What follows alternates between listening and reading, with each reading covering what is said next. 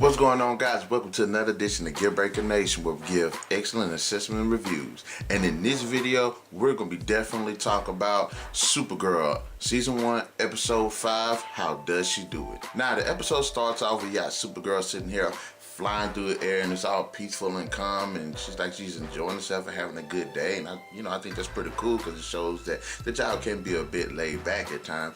And then this drone ends up showing out of nowhere, and she spots it. So she goes chasing after it, and after having a little difficulty trying to catch it because of how it maneuvers and everything, she managed to bring it down. Thought that was all right. I didn't like how it was like outmaneuvering her. I'm like, you're Supergirl, you got super speed and everything, just super speed catching. Anyway, she takes the drone back to the DEO headquarters, and with Alex and Hank's help, they end up finding out that that the drone is from one of the subsidiaries of Maxwell Lord's institution or whatever. So I was like, okay, that's kind of interesting. By this time, Supergirl ends up coming back to going to work, and then you see Cat here, and it's pretty cool because Cat has won this award. Okay, one thing I did like about the fact that when she won the award, she made a reference to Lois Lane and how she beat her in getting that award. I was like, okay, that's another good Superman reference, so sweet. But she says that she's not gonna go because she doesn't have anybody to watch her son. So of course, Kara, the do-gooder that she is, ends up volunteering for the job. I was like, okay, that's all right, fine. It's kind of unnecessary, but all right, fine. Okay, next scene, you got Lucy Lane and Jimmy Olsen. They're sitting at this restaurant, and they're sitting there talking, and of course, Kara shows up, making it very uncomfortable, and then Lucy expresses interest in getting back with Jimmy, and I was like, okay, that's pretty cool. Again, fleshing out a different little romantic aspect of the season. So things get even more uncomfortable, and then the two split, and then Jimmy ends up talking to Kara about the situation with Lucy, and next you know, this explosion rocks the building, and then you come to find out that there was a bomb that was set off in the building a few blocks away.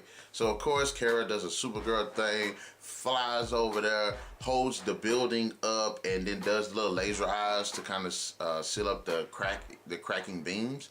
And she saved the day. And of course, there's another drone sitting there watching her. So it's like, okay, who in the hell is, what is up with all of these drones and things? And then you end up finding out that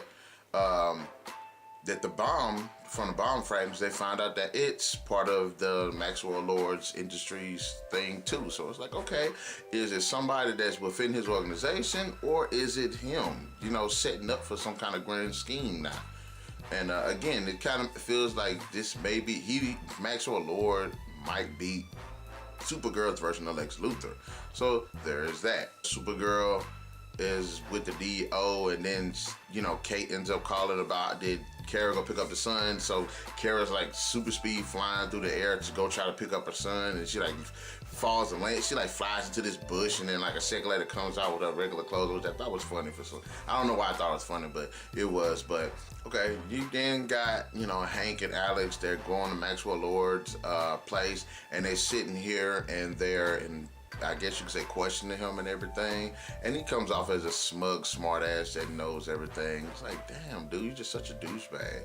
But okay, so Hank leaves Alex to protect him because he thinks that that Maxwell's life might be in danger. Anyway, so by this time, Kara and Carter, Cat's son, are back at the job and everything, and they're chilling. And he ends up finding out that Carter really loves Supergirl. He's a huge fan and everything. And then Wynn shows up, and he says he's a huge fan of hers too. And it's kind of cool because once again, you kind of see him throwing out subtly that he likes Supergirl. Because it was kind of funny. He was like, "Well, I know Supergirl," and then Kara like looks at him, and he said, "I feel like I thought that was pretty funny too." But I thought it was kind of a pretty good way to kind of slick it in and everything. But of course, Kara does not give two craps about Wynn, even in the slightest. So she totally missed it. Well, Jimmy ends up having to take over Cat's responsibilities, and of course, Kara goes there, has some inspirational talk about what's going on. They have a moment where Jimmy starts to talk about Lucy, and then Kara like switches the subject. And, you know, it was really blunt how she did it. But that's because I believe Alex ended up coming back and telling her that if a dude that you like starts talking about his ex or some other girl, then he's going to be in the friend zone. So she hurried up and made sure that she wasn't going to be in the friend zone.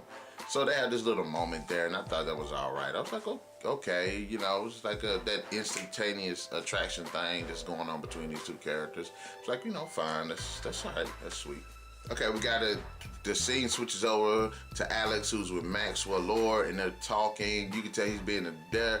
Both of them got their guard up, and they're coming up with these pretty witty comments. And of course, you know, Maxwell's sitting there shooting that game. There's some mutual attraction between these two characters, especially the way Alex looks. Which Alex is pretty hot. She really is, and he does got that suave, rich guy, cool guy look about him. But it's kind of like with small hints of bad boy. So it's like, okay, pretty cool. So they two had their little exchange, and I thought that was pretty cool. And you get to learn a little bit more about, you know, his character. And they end up discovering a bomb up in the facility.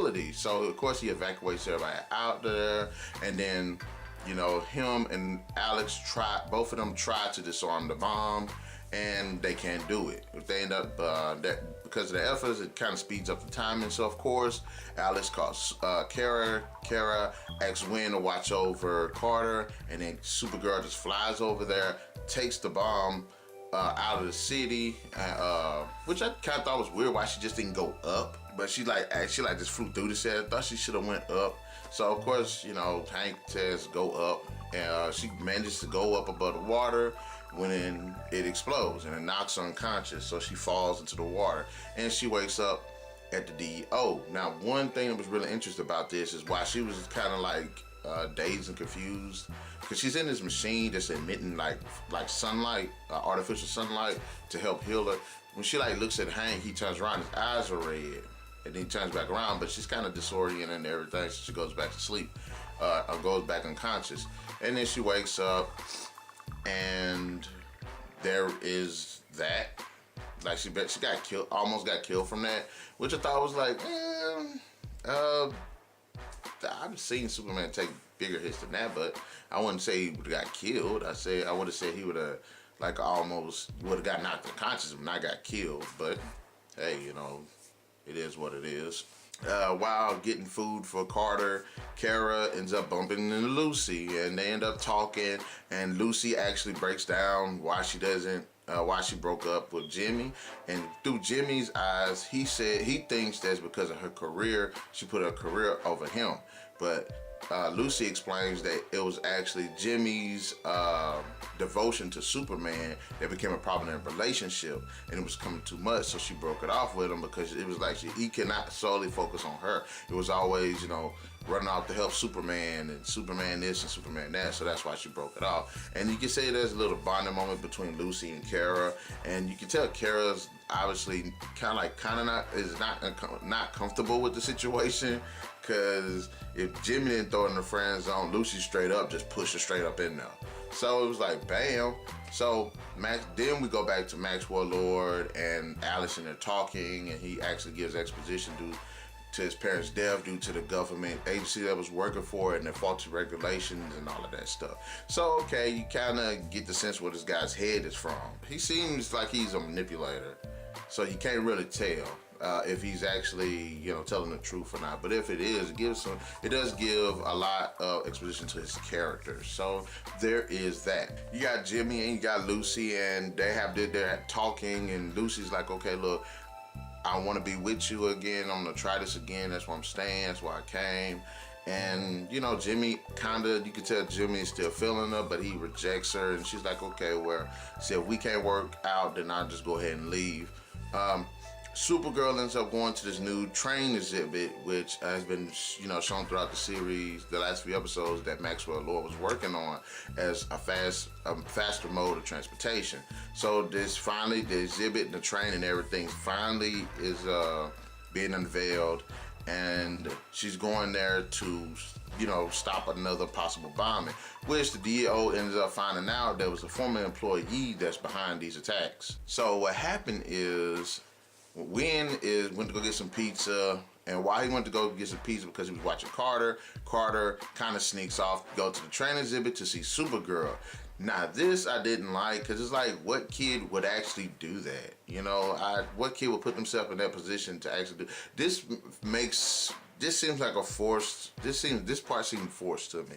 I didn't really like this, because it's like, we just have to have him there some kind of way, and it could have been a better way to do it, but it just felt so forced, since he just up and left, and then nobody knew who the hell this kid was, and nobody said anything. So I really didn't like that. Jimmy ends up getting hold of information that there's a bomb has been found at the airport that Lucy's going to. So you know, that he runs to go off to go try to save her before, you know, she could possibly die and leave things the way they were. And Supergirl ends up getting a hold of this information too, so she's going there. But then she ends up getting a hold that the guy that they had found out was responsible for the bombings or whatever is at the train station, because Wynn sees the guy. So it's like Supergirl goes back to the train station. I kind of like this, because it was like one instance where Jimmy was going to the airport, and Supergirl was like, you know, they passed each other. So I was like, okay, that's pretty cool. So of course Carter ends up getting on the train. Wynn can't get there to save him. So Supergirl goes to try to catch the train, and the guy is there that's about to blow the train up. So she goes into the train, and she talks this real inspirational speech to Carter about being a hero. Did he want to be a hero, and she needed his help and stuff. And again, I feel like this part was completely forced into the plot. Because it's like, you know, she aimed specifically for him, and it's relevant, which I will tell you later on. So she ends up confronting the former employee. He ends up saying that he has no choice but to do this. Not because he wants to do this, he has no choice. And you can kind of see that this guy is being forced to do it. So she ends up disconnecting the rest of the train from like the head of it, where he's at. So he detonates the explosion. And she stops the back half of the train, and then he just blows up. And you can see that she's very remorseful for it, because she couldn't save this guy, but she did manage to save all the other passengers. And of course, at the airport, Alex and Hank are there, because, you know, Jimmy found Lucy at this point, and they like made up, and it's like and all that stuff. So they made up or whatever. And so Hank and Alex decide to go check out the bomb. They go check out the bomb, find out that they're not able to disarm it. So what Hank does is send Alex away. And when he sends her away, he does this, his eyes start glowing red, and he does some kind of unique kind of power to disarm the bomb, because he like opened it up, and I don't know if he drained it, or if he I don't know what he did to the bomb, the contents inside the bomb.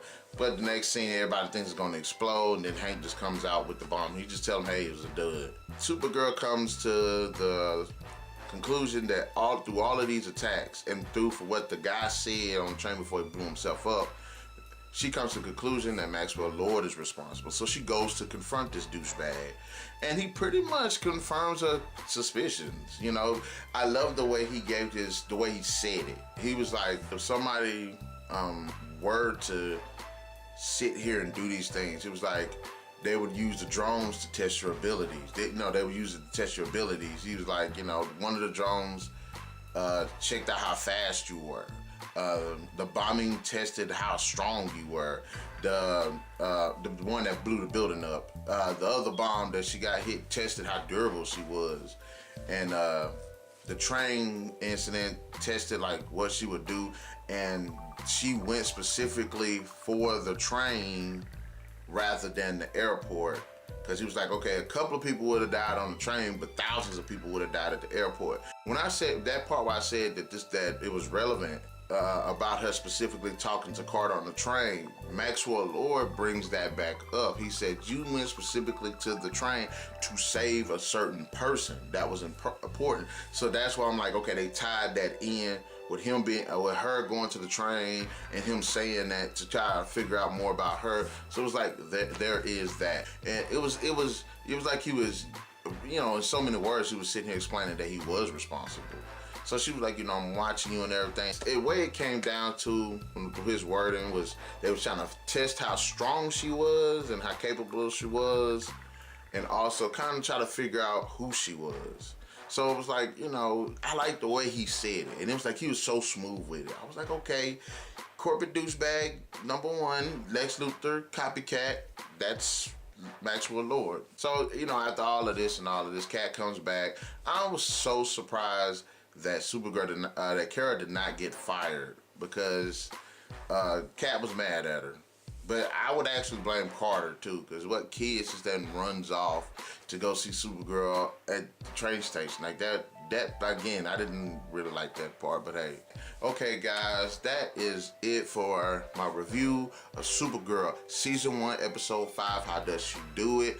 And I did forget to mention the how does she do it part is how does references how Cat Grant does being the corporate of the company, the CEO of the company, being a mother. Anyways, guys, that's it for my review for Supergirl season 1, episode 5. How does she do it?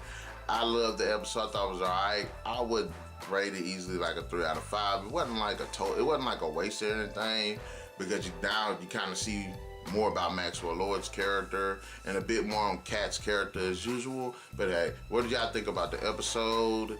Comment section below, let me know. And to the next edition of Gear Breaker Nation, keep those gears turning.